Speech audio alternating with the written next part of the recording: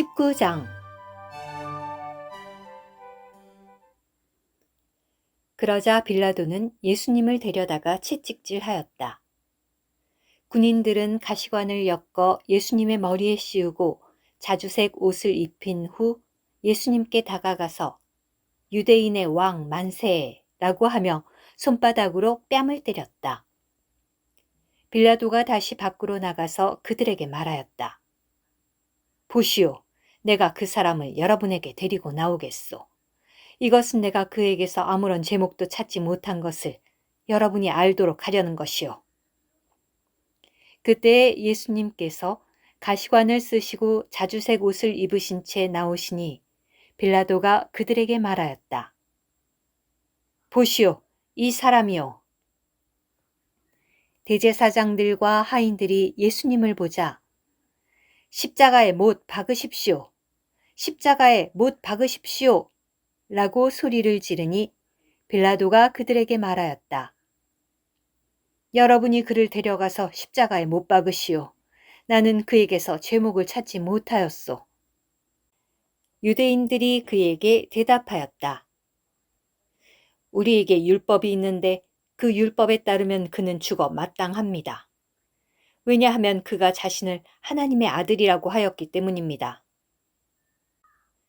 빌라도가 이 말을 듣고 더욱 두려워하여 다시 총독 관저 안으로 들어가서 예수님께 그대는 어디서 왔소?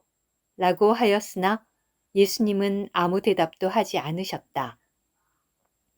그러므로 빌라도가 예수님께 그대가 나에게 말하지 않겠소?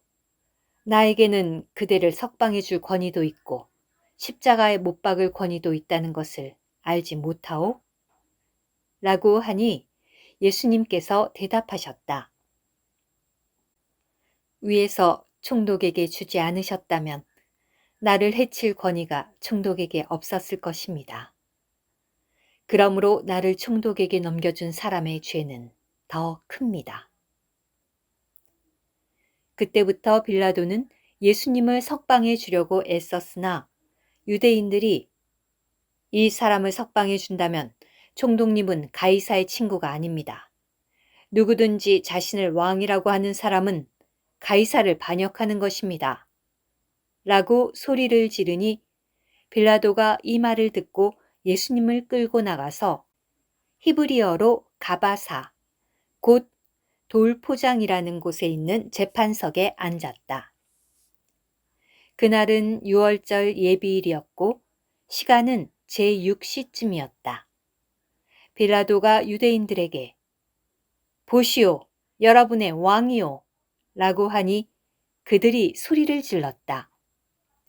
없애버리십시오. 없애버리십시오.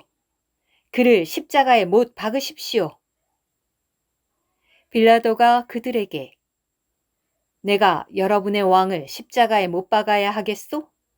라고 하니 대제사장들이 대답하였다. 가이사 외에는 우리에게 왕이 없습니다. 그리하여 예수님께서 십자가에 못 박히시도록 빌라도가 예수님을 그들에게 넘겨주었다. 그래서 그들이 예수님을 끌고 갔다.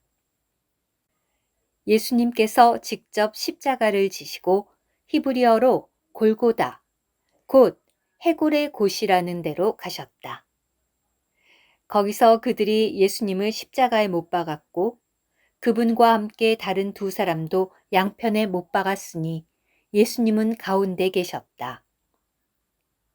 빌라도가 명패를 써서 십자가 위에 붙였는데 유대인의 왕 나사렛 사람 예수라고 기록되어 있었다.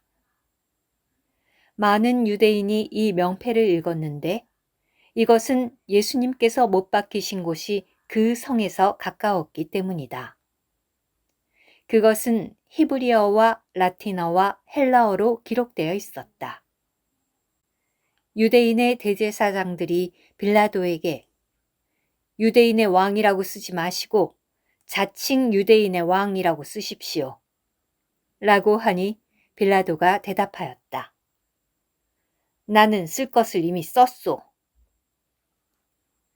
군인들이 예수님을 십자가에 못 박은 후 그분의 겉옷을 취하여 네 몫으로 나누어 각자 한 몫씩 차지하였고 또 속옷도 취하였는데 그 속옷은 이어붙이지 않고 위에서부터 통으로 짠 것이었다. 그러므로 군인들이 이것은 찢지 말고 누구의 것이 됐는지 제비를 뽑자 라고 서로 말하였는데 이것은 그들이 내 겉옷들을 서로 나누었고 내 옷을 걸고 제비를 뽑았습니다. 라고 한 성경 말씀이 이루어지도록 하려는 것이었다. 그래서 군인들이 이런 일을 한 것이다.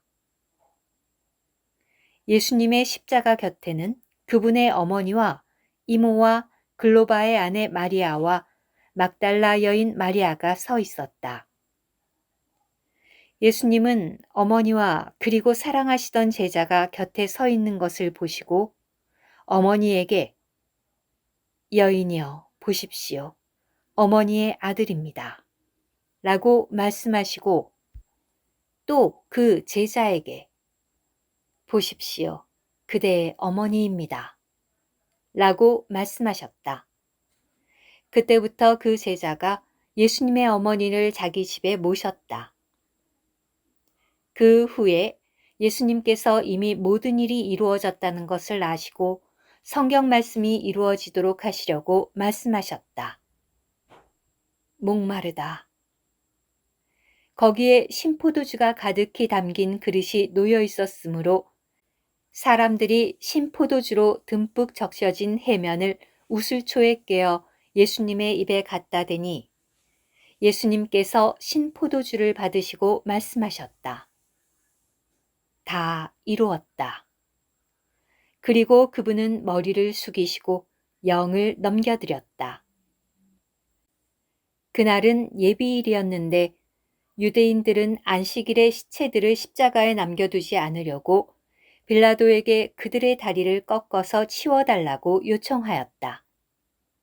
왜냐하면 그 안식일은 큰 날이었기 때문이다. 군인들이 와서 예수님과 함께 못 박힌 첫째 사람과 또 다른 사람의 다리를 꺾었다. 그러나 그들이 예수님께 와서는 이미 죽으신 것을 보고 다리를 꺾지 않고 군인들 중 하나가 창으로 그분의 옆구리를 찌르니 즉시 피와 물이 나왔다. 이것을 본 사람이 증언한 것이니 그의 증언은 참된 것이다. 그는 자기가 참된 것을 말하고 있는 줄을 알고 증언하는 것인데 이것은 여러분도 믿도록 하려는 것이다. 이 일이 일어난 것은 그분의 뼈가 하나도 꺾이지 않을 것입니다.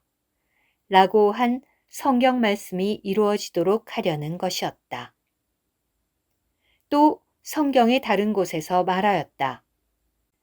그들은 자기들이 찌른 분을 바라볼 것이다. 이런 일이 있은 후 예수님의 제자였으나 유대인들이 두려워서 그 사실을 숨겨오던 아리마대 사람 요셉이 빌라도에게 예수님의 시신을 가져가게 해달라고 요청하였다. 빌라도가 허락하자 그가 와서 예수님의 시신을 가져갔다. 또 일찍이 밤에 예수님을 찾아왔던 니고데모도 몰약과 침향을 섞은 것을 100리트라쯤 가지고 왔다. 그러므로 그들이 예수님의 시신을 모셔다가 유대인의 장례 관습대로 그 향료와 함께 세마포로 묶었다. 예수님께서 십자가에 못 박히신 곳에 동산이 있었으며 그 동산에는 아직 아무도 장사 지낸 적이 없는 새 무덤이 있었다. 그날은 유대인의 예비일이었고 또 무덤이 가까이에 있었으므로 그들은 예수님을 거기에 안치하였다. 오늘 큐티 주님의 찔린 옆구리에서 두 가지, 곧 피와 물이 나왔습니다. 피는 구속을 위한 것으로 죄들을 처리하며 교회를 사기 위한 것입니다. 물은 생명을 나눠주기 위한 것으로 죽음을 처리하며 교회를 산출하기 위한 것입니다. 주님의 죽음은 부정적인 것을 처리하는 면에서 우리의 죄들을 없애며 긍정적인 것을 이루는 면에서 우리 안으로 생명을 나눠줍니다. 그러므로 그것은 두 방면, 즉 구속의 방면과 생명을 나누어주는 방면을 가지고 있습니다. 구속의 방면은 생명을 나눠주는 방면을 위한 것입니다. 다른 세 복음서의 기록은 주님의 죽음의 구속의 방면만을 묘사하지만 요한복음의 기록은 구속의 방면뿐 아니라 생명을 나눠주는 방면도 묘사합니다. 아멘.